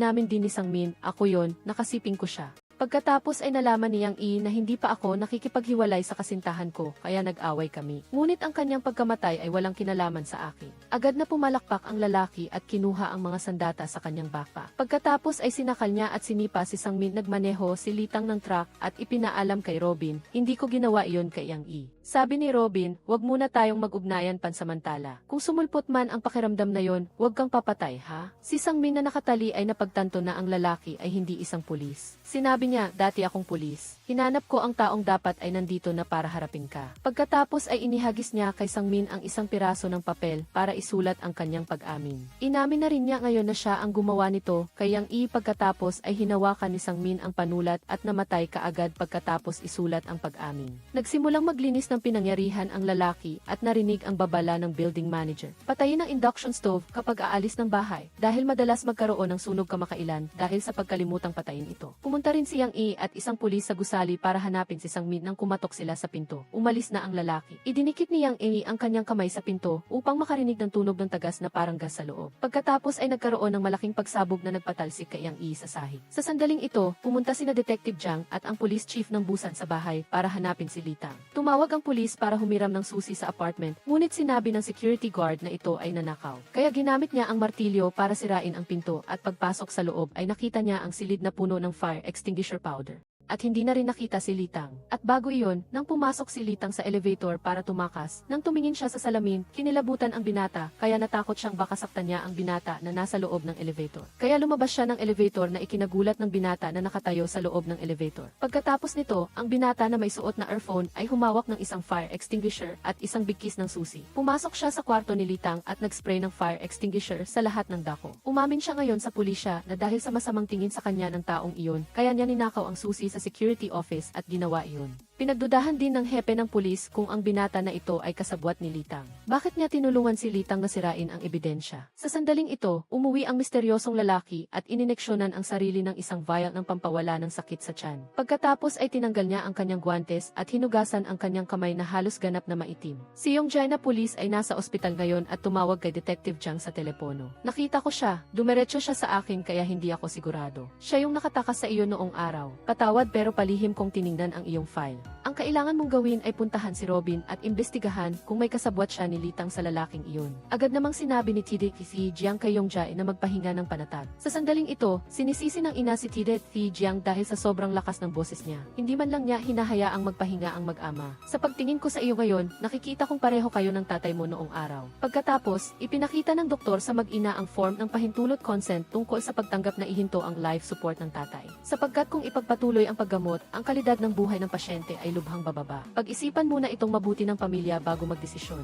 Nang gabing iyon, nagdesisyon ang batang pulis na si Yongjai na hindi na manatili sa ospital para magpagaling at ipagpatuloy ang investigasyon sa kaso. Pag-uwi ni Robin, nakita niya ang misteryosong lalaki sa loob ng bahay at sinisira ang kanyang mga tech toy. Agad namang tinanong ni Robin kung ang pagsabog ng gas noong nakaraang araw ay kagagawan niya. Kinumpirma ng matanda na siya nga ang gumawa at tinanong kung naglalaro pa ba siyang bayani. Dati tinawag mo pa akong bayani ng henerasyon. Nang marinig ni Robin na hindi siya karapat-dapat, sinaktan siya ng lalaki at sinisi. Noong araw, tinuruan mo ako ng lahat ng uri ng gimmick. Sobrang pagod na akong habulin ka kaya ako sumuko. Hayop ka. gusto kong makilala ang kasosyo mo, pero sinabi ni Robin na hindi pa niya nakontak. Agad siyang tinitigan ng matanda at nalaman niyang nagsasabi ng totoo ang binata. Pagkatapos, hiniling niyang ayusin ni Robin na magkita sila ng batang iyon para turuan lang ng ilang bagay. Pahiram naman ng librong iningatan mo sa safe na ito. Nang tangkain ni Robin na pigilan, sinabi niyang may kakaiba sa gitnang pahina ng aklat, kinumpis ka niya ito at umalis. Kumuha agad si Robin ng baseball bat at sumugod. Ngunit ang resulta ay tumalsik pabalik ang binata matapos siyang tamaan sa tiyan ng matanda. Si Litang naman ngayon ay nagtatago sa isang arcade at naglalaro para malibang. Nang makita niya ang isang mahabang buhok na binata na naglalaro sa katabing arcade machine, nagsimulang mangilabot ang binata kaya tinitigan niya ito. Ngunit naisip ni Litang na mali lang ang pakiramdam niya kaya umalis na lang. Si Police EAFV ay nagmaneho papunta sa bahay ni Robin para mag-imbestiga. Nang umakyat siya, nakasalubong niya at nasaktan ng misteryosong lalaki. Pagkatapos ay itinumba siya nito sa sahig. Nang malaman niyang pulis si EAFV at nag-iisa lang siyang pumunta doon, inihagis niya ang batang pulis sa sahig na parang isang paninda. Pagkatapos, isinugod din si EAE sa ospital dahil sa matinding pinsala. Nagpunta ang GDFC sa presinto at nakita si Robin na naghihintay at humihiling na makipagkita sa kanya. Sabi ni Robin, nakita ko lang ang batang pulis na walang malay at hindi ko alam kung sino ang salarin. Inabot ni Robin ang file at sinabing, hindi ko alam na bumalik na siya sa Korea. Akala ko wala na siyang kinalaman sa akin. Si Song Piras yan, siya ang sumalakay sa KDFC noon. Ang pagsabog ng gas sa bahay ni Sangmin ay kagagawan din niya. Agad namang sinabi ni KDFC Jiang, kung binigay mo sa akin ang kumpletong file, na tulad nito ilang taon na ang nakalipas, hindi nakatakas si Song Pi. Lagi ka na lang nagtatago at tatalikod kapag nakita mong hindi maganda ang sitwasyon. Nakikipagtulungan ka rin kay Litang, pero sabi ni Robin, iba si Litang sa kanya at wala siyang kinalaman sa kaso. Kung tutulungan mo ako ngayon, ibubunyag ko ang lahat ng gusto mong malaman. Gusto mo ring maghiganti para sa nangyari noon, hindi ba? Agad namang inihagis ni TDT Jiang ang mga file at sinabihan si Robin na umalis at huwag nang magpakalat-kalat pa at magdulot ng gulo. Pag alis ni TDT Jiang, may dumating na bagong pinuno ng departamento, kapalit ng dating pinuno na na-demote. Ngayon, si Song Pi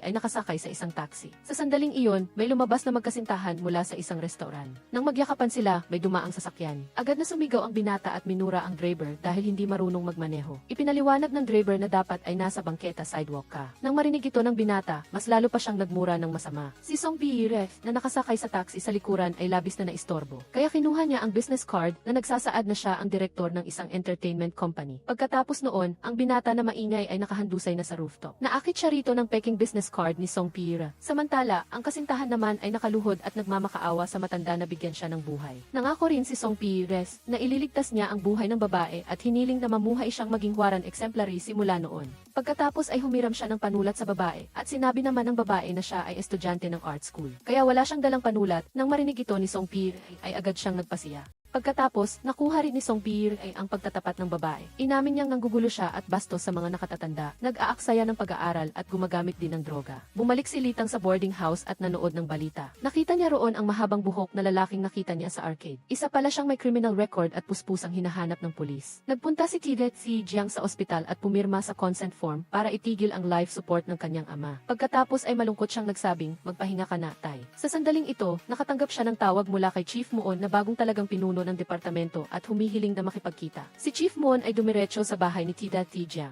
at binigay ang personal na profile ni Song Bies, kasama ang isang kasong bagong hawak lang nila ngayon. Ang apo ng CC ng Busan Construction Company ay pinatay. Nangako ang superior na ipapromote ang sinumang makakapagresolba ng kasong ito, kaya tulungan mo akong makakuha ng recognition sa pagkakataong ito. Bumalik ka na sa trabaho bukas. Si Robin naman ngayon ay papunta rin sa construction company na ito. Pagkatapos, napapaligiran siya ng mga sigathogs. Biglang nakatanggap ng tawag ang binata mula kay Litang kaya humingi siya ng paumanhin permission para lumabas at sagutin ang tawag. Tinanong ni Litang kung anong klase ng tao si Song Pir. Sinabi ni Robin na aksidenteng nakita ko siya noong araw. Mag-isa siyang bumagsak beatdown ng 2 hooligan para protektahan ang isang mahina. Kaya lumapit ako sa kanya at inanyayahan siyang magtulungan upang magdala ng katarungan sa mundo. Pagkatapos kong magsalita, humagulgol siya sa pag-iyak. Pero hindi ko inasahan na siya ay magiging mas walang puso at baliw. Kaya alam kong nagkamali ako sa paghusga sa kanya. Agad namang hiniling ni Litang na, hayaan mo akong makilala siya. Tumakbo si Robin at ipinaalam sa mga siga na magbabago ng kaunti ang plano. Si Song Bires naman ngayon ay sinusuri ang mga sheet ng mga pagtatapat na nakolekta niya. Bigla siyang nakatanggap ng mensahe text mula kay Robin na nagsasabing gusto siyang makita ni Litang.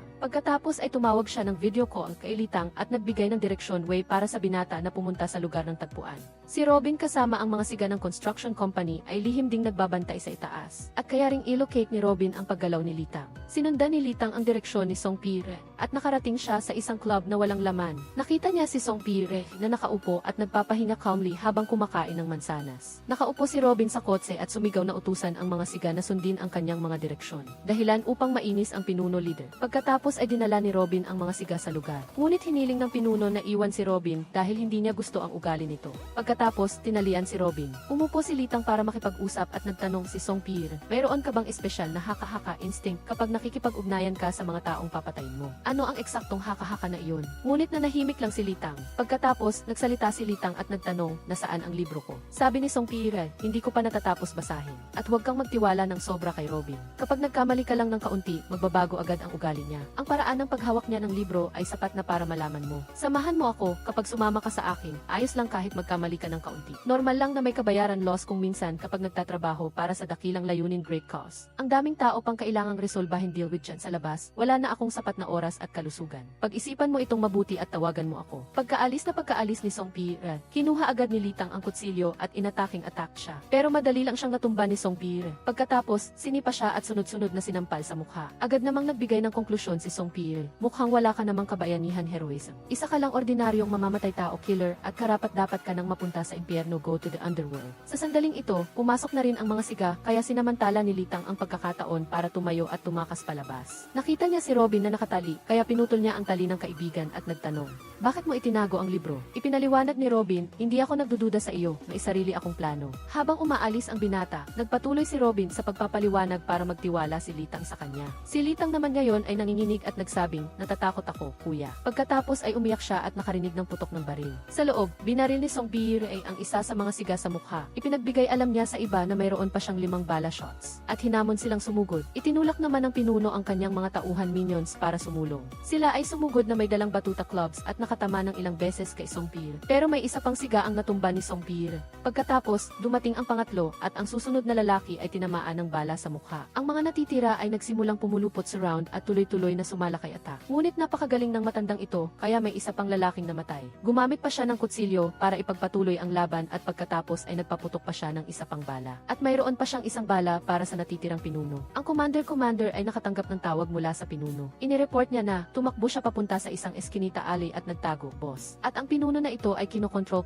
at manipulated ni Song Pire. Inamin din ng pinuno na pinapakuha ka raw ng buhay ng chairman. At papatawil kill rin ka raw niya sa parehong paraan na ginawa mo sa apo niya. Agad namang nagtanong si Song Pire, estudyante ba siya ng art school? Ah, naalala ko na. Pagkatapos, nang pumasok ang pulis, nakita na lang nila ang mga patay na nakahando sa isasahi. Sinuri ni Tide Di Jiang at ng kanyang kasamahan ang data. Nakita nilang lumabas si Litang ng gabing iyon at kinalagan si Robin. At dinala rin ni Robin ang mga tao ng Busan Construction Company sa lugar na ito. May pulis na nagplanong mag-imbestiga sa company na ito pero may protesta kaya hindi siya makapasok. Sa sandaling ito, napansin ng supervisory staff na na-record nila ang eksena kung saan sumakay sa taxi si Song Pire sa isang kalye. Pumunta agad ang pulis sa kalye na iyon at nagtatanong sa lahat ng dako. Ngunit sinabi ng lahat na hindi pa nila nakita ang matanda. Sabi ng isang lalaki, kanina lang may grupo ring siga ang nagtanong sa akin tungkol sa matandang ito. Si Song Pire naman ngayon ay nakatayo sa ibabaw ng isang bahay at nakatingin sa mga pulis. At isang grupo ng mga siga ang humahanap sa kanya. Pagkatapos, nakita rin ng pulis ang lugar kung saan nanatili si Song Pire. Mayroon ding maraming sulat ng pagsisisi repentance na puno ng dugo. Hiniling ni Robin kay Litang na sumama sa kanya at ipinagbigay alam na malapit nang mahuli si Song Pire, pupunta tayo sa isang lugar kung saan hindi tayo mahuli. Sa totoo lang, mayroon akong plano, ang iba pang problema ay malulutas.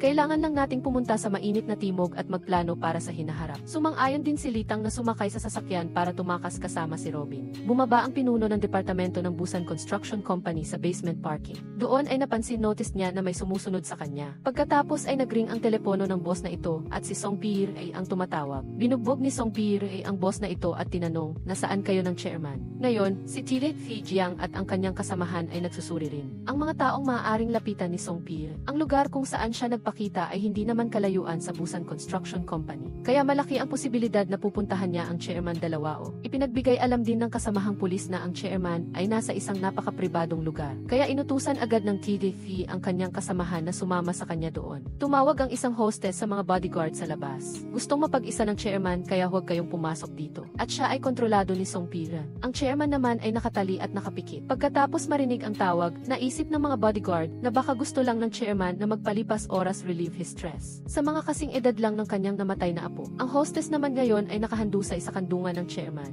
Nang magising ang chairman na ito, nagsimula si Song Pires na ilista ang mga krimen na nagawa niya. Madalas mong dinadala ang mga kasosyo partners, opisyal, at politiko sa lugar na ito para magsaya, hindi ba? Nasentensyahan ka rin dahil sa tax evasion at embezzlement. Ngunit nabuhay ka ng maayos sa bilangguan at pinalaya ka pagkatapos ng maikling panahon. Sa ganito mong pag-ugali, paano ka magiging huwaran para sa iyong apo? Kaya tama lang na siya ay namatay. Sa bilang pa lang ng mga taong namatay dahil sa pagkawasak ng mga bahay na ginawa mo, libo-libo na ito. Tuwing nakikita ka nila sa TV, gaano sila kainis sa tingin mo? At bukas, mapapanood na sa pangunahing balita ang chairman, pero sigurado akong hindi mo na mapapanood. Deserve mo yan. Kinuha ni Song Pires ang matulis na screwdriver at narinig na may paparating. Itinutok ni Tide si Jiang ang baril kay Song Pires, pero itinutok niya ang matulis na screwdriver sa lig ng chairman. At tinakot niya na hihiwain niya ang artery ng chairman. Nang marinig niya na patuloy na nagsasabi ng kung ano-anong kabaliwan ang lalaking ito, pinindot ni Tide Jiang ang gatilyo trigger para mang-asar intimidate. Tiningnan ni Song Pires si Tide Jiang at sinabing, "Ikaw ba yan, Jiang? Bata pa lang kayo, nagkita na tayo sa presinto. Sinanggam natin, naging Gide Si na pala. Kawili-wili, gusto mong maghiganti sa taong bumasag sa ulo ng tatay mo. Iputok mo, bata." Nainis ng husto si Tide Jiang, pero nauna nang kumilos si Song Pires at agad namang arrested ng pulis. Lubos na nang hihinayang si Chief Moon dahil kung buhay ang chairman, mas perpekto sana ang kaso. At hinulaan niyang tiyak na matutuwa ang media sa kwento. Inaresto ni Tide Jiang ang kriminal na nagdulot ng vegetative state sa kanyang ama. Kung ma-interview, sabihin mo na ginawa natin ang lahat para iligtas ang chairman at magpakita ng kaunting lungkot. Pagkatapos ay ipinaalam niya na, hihiligin kong ilipat ang tatay mo sa ospital ng pulis para sa paggamot. Pagkatapos, sinundan ni Tide Jiang ng tingin si Song Pires na inaalalayan ng pulis pabalik sa istasyon. Itinigil ni na Robin at Litang ang kotse sa isang rest stop para matulog. Nagkwento rin si Robin na noong bata pa siya, paggising niya, nakita niyang pinatay ang kanyang mga magulang dahil sa pagnanakaw robbery sa bahay. Para lang magawa ang matuwid righteous na bagay na ito. Ngunit masyadong mahina ang aking katawan at hindi rin matipuno sturdy. Kaya nagpa siya akong hiramin ang lakas na iyon para gawin ito. Si Song Pires na inaalalayan ng pulis papunta sa sasakyan ay humiling na luwagan ang posas. Hindi ako makahinga. Ipinakita niya ang kanyang itim na kamay at sinabing, mayroon akong diabetes at high blood pressure. Natakot ang pulis kaya kinuha niya ang susi para luwagan ang posas. Agad namang kinagat ni Song Pires ang tainga ng pulis. Ginamit niya ang posas para paluin hit ng malakas ang driver at ang tatlong pulis sa loob ng sasakyan. May isang pulis na kumuha ng baril pero inagaw ito ni Song Pires. Pagkatapos, tumagilid ang sasakyan sa daan at ang nakabangon palabas ay ang matandang si Song Pires. Naagaw rin niya ang baril at matagumpay na nakatakas. Habang kumakain sina Litang at Robin sa isang tindahan, narinig nila ang balita. Ang serial killer na si Song Pires ay pinatay ang dalawang pulis habang dinadala sa istasyon at nakatakas. Naniniwala ang pulis na ang krimen na ito ay hindi nag-iisa at maaaring organisado. Nakilala ng pulis ang dalawang suspect na maaaring nakipagkita kay Song Pires. Posibleng nagplano silang tatlo na patayin ang mga biktima. Habang nag-aaral si Dong Han, ipinakita sa kanya ng kanyang kasintahan ang artikulo na ito. Nang tawagan ng ate niya ang ina at ibalita ang balita, agad na himatay ang ina sa sobrang pagkabigla. Hindi na rin mapakalma ni Litang ang sarili. Inanyayahan ni Robin si Litang na tumawid ng hangganan at pumunta sa isang mas mainit na bansa. Inischedule ni Robin ang dalawang border crossing service provider sa klinika ng dentista na kakilala niya para mag-usap. Sinabi niya sa dentista, wala akong ibang mapuntahan ngayon kundi dito. Pagkatapos, sinimulan nilang talakayin ang ruta para makasakay sa barko at tumawid sa hangganan patungong China. Dahan-dahang lumabas si Song Chon at sinadya niyang iwan ang kanyang telepono sa isang truck para iligaw ang pulis. Nakita ng pulisya na naka-on ang cellphone ni Song Chon. Kaya naman hinabol at hinarang ng nagpapatrolyang pulisya ang truck. Pagkatapos ay natagpuan din nila ang teleponong iniwan ni Song Chon. Ngayon, nagnanakaw siya ng mga damit para isuot at maiwasan ang atensyon ng pulisya. Nang si Litang ay nagmamaneho na patungo sa daungan, tumawag si Robin mula sa klinika ng dentista. Nang sagutin niya ang tawag, narinig niya ang boses ni Song Chon. Nakaluhod din ang dentista ngayon. Inutusan ni Song Chon si Robin na pumunta sa isang pabrika sa Osan para makipagkita sa kanya. Tandaan, hawak ko pa rin ang librong hiniram ko sa iyo. Pagkatapos makinig ni Robin sa tawag, nagdesisyon siyang huwag sabihin kay Litang. Pagkatapos, ipinahayag niya na kailangan nilang maghiwalay para makarating sa daungan. Delikado kung magkasama tayo, magbus ako at pupunta doon. Pumasok agad si Robin sa loob para maghanap ng angkop na bus. Kinuha agad ni Litang ang telepono ni Robin, nag-download ng tracking app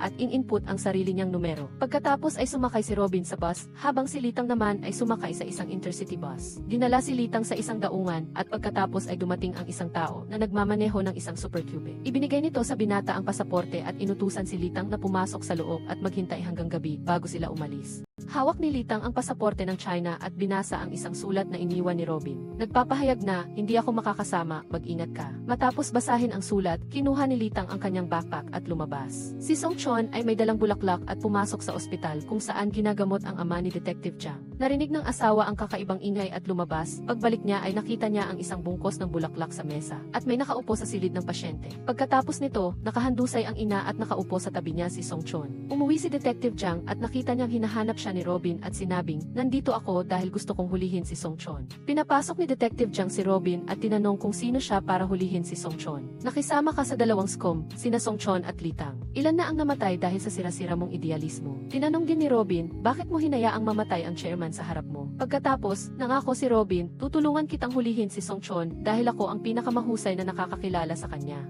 Pagkatapos, nakatanggap si Detective Jiang ng tawag mula kay Officer Kim, ang kanyang kasamahan. Agad na tinanggihan ni Detective Jiang ang alok na pakikipagtulungan ni Robin bago sagutin ang telepono. Nagulat siya nang marinig ang balita tungkol sa kalagayan ng kanyang mga magulang. Umalis siya agad sa bahay at sumunod si Robin. Pagdating ni Detective Jiang sa ospital, nakita niyang pumanaw na ang kanyang ama. Sinabi ni Officer Kim, ayos lang ang iyong ina, magigising din siya. Kami na ang bahala sa libing ng iyong ama. Naguluhan si Detective Jiang at dumaan sa basket ng bulaklak bago tumakbo palabas. Nagulat ang isang nakabababang opisyal ng pulisya kay Officer Kim. Hindi pa ibinabalik ni Detective Jiang ang kanyang baril, kaya medyo nag-aalala ako. Pumasok si Detective Jiang sa kotse at tiningnan ang baril sa glove compartment. Pagkatapos ay mabilis siyang nagmaneho at isinama si Robin, ngunit hinarang sila ni Chief Muon. Kaya humiga si Robin upang magtago. Nagpahayag ng pakikiramay si Chief Muon kay Detective Jiang. Sa pagkakataong ito, tumakbo ang dalawang kasamahan, kaya mabilis na nagmaneho paalis si Detective Jiang. Sinubukan ng dalawang kasamahan na humabol ngunit huli na. Sa kotse, kahit na inutusan siya ni Detective Jiang na tumahimik, patuloy na hiniling ni Robin kay Detective Jiang na patawarin si Litang. Malayo siya kay Song Chon at napaka-espesyal dahil wala siyang iniwan na ebidensya. Tutulungan kitang hulihin si Song Chon, kahit ano pa ang mangyari sa akin, maaari mo bang patawarin si Litang? Alam mo rin na ang mga taong pinatay ni Litang ay nararapat lang na mangyari sa kanila iyon. Ang video na ito ay natagpuan sa telepono ni prosecutor. Tiningnan niya ang sasakyan at lumabas, itinulak si Robin at sinabing, sino ka sa tingin mo, Diyos, para husgahan ang mga tao? May karapatan ka bang magpasya kung sino ang hindi na kailangang huminga? Sinabi ni Robin, hindi ba gusto mong hulihin si Song Chon dahil sa personal na put? Sinabi ng detective na mayroon siyang dahilan para gawin iyon. Patuloy na hiniling ni Robin na makipagtulungan upang mahuli si Song Chon. Tatanggapin ko ang anumang parusa kapag nahuli na siya. Ngayon, inagaw ni Litang ang super cop mula sa mga tagapagbigay ng serbisyo sa pagtawid sa hangganan upang umalis. Ngunit nasira ang sasakyan pagkatapos lang ng maikling pagmamaneho, kaya nagpa siya ang binata na tumakbo na lang para hanapin si Robin.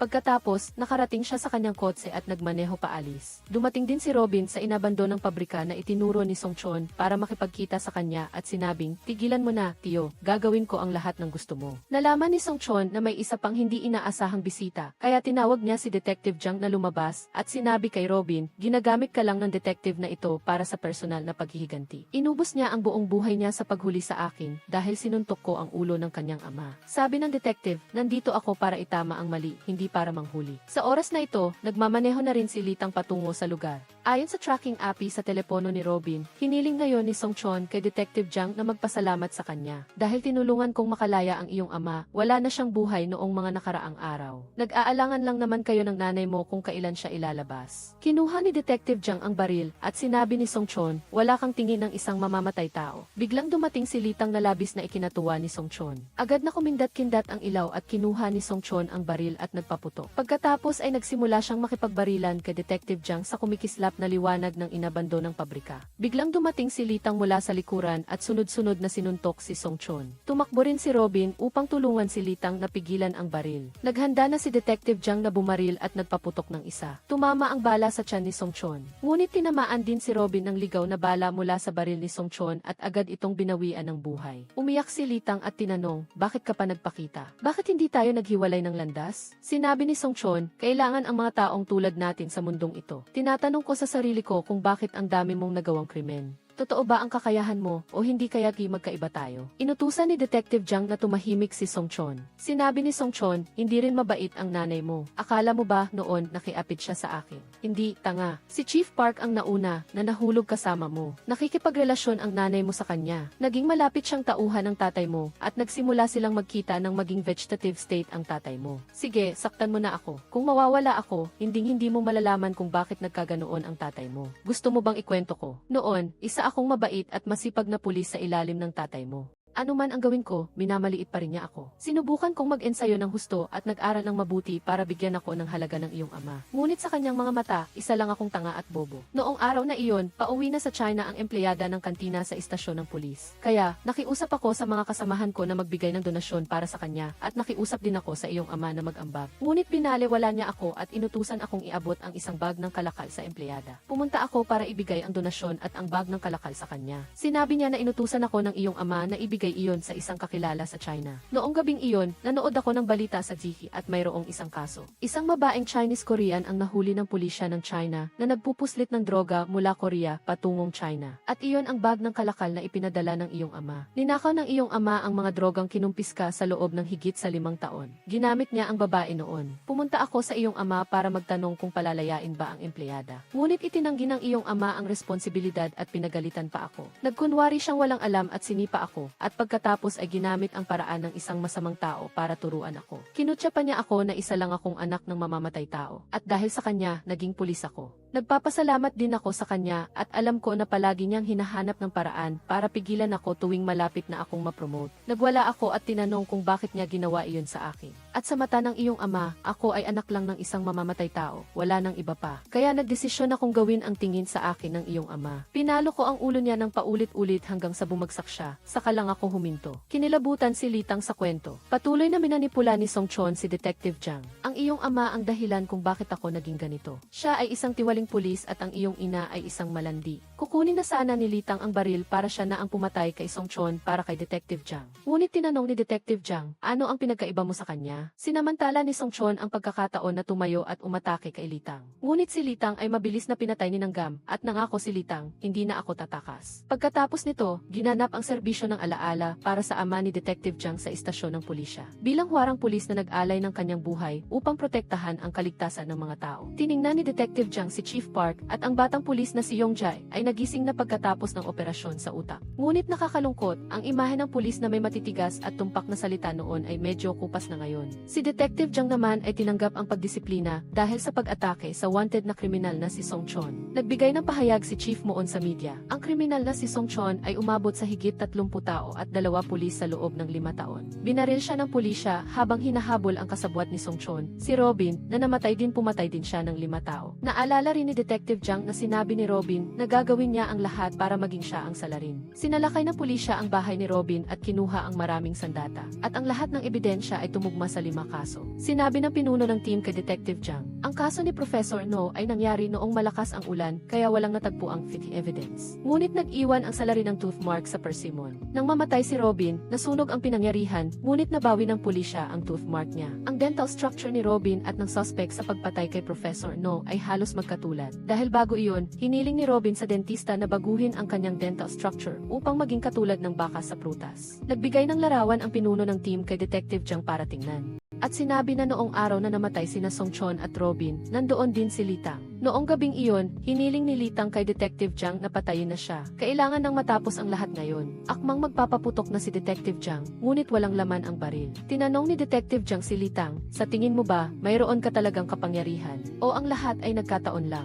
Bibigyan kita ng 2 pagpipilian, una, sumuko ka, o ikalawa, tumakas ka. Pagkatapos magsalita, umalis si Detective Jiang. Alam niyang may makakahuli kay Litang, at hindi na kailangang siya pa iyon. Nang masunog ang bodega, sinubukan ni Litang na hilahin si Robin palabas. Ngunit dahil napakabigat ni Robin at mabilis kumalat ang apoy, wala siyang nagawa. Talagang masyadong mapagbigay ang tadhana kay Litang. Nasunog ang libro ng ebidensya, kaya napawalang sala si Litang. Nang tanungin si Detective Jiang tungkol sa kaso ni Litang, nag-aatubili siyang sagutin kung sangkot si Litang sa kaso. Sa huli, napawalang sala si Litang. Pagkatapos mag-early retirement ni Officer Park, nagkaroon siya ng tahimik na buhay kasama ang kanyang asawa at mga anak sa ibang bansa. Dito, nakita niya ulit si Litang. Si Litang ang subject na inimbestigahan niya noon. Ngayon, nagbagong buhay na siya at gumagawa ng mga ordinaryong trabaho para mabuhay. Ngunit ang lihim ay nabunyag din matapos ang matagal na pagtatago. Nahuli si Litang dahil sa illegal immigration. Kasama ang ibang mga illegal immigrant, nagtaka ang pulis na nakatayo sa harap ni Litang. Malinis na malinis ang record ng lalaking ito. Kaya bakit hindi siya pumasok ng legal sa halip na magtago? Nabigla si Litang nang marinig ang mga salitang ito. Bakit nangyari ito? Sa mismong araw na iyon, deported siya pabalik sa kanyang bansa. Si Detective Jiang ay namimili ng biglang makarinig ng balita. Isang lalaki ang pinatay noong nakaraang buwan. Siya ang salarin sa maraming kasong mahirap lutasin, 3 taon na ang nakalipas. May napansing kakaiba si Detective Jiang nang marinig niya iyon. Si Litang, na nakabalik na sa bansa, ay gumagala-gala sa mga kalye. Biglang may dumaang estranghero. Muling lumitaw ang nakakakilabot na pakiramdam sa isip ni Litang. Sige, dito na nagtatapos ang pelikula. Mag-subscribe kayo sa channel sa loob ng 3 segundo para suportahan kami. Salamat sa panonood sa aming channel. Magkita-kita tayo sa susunod na pelikula.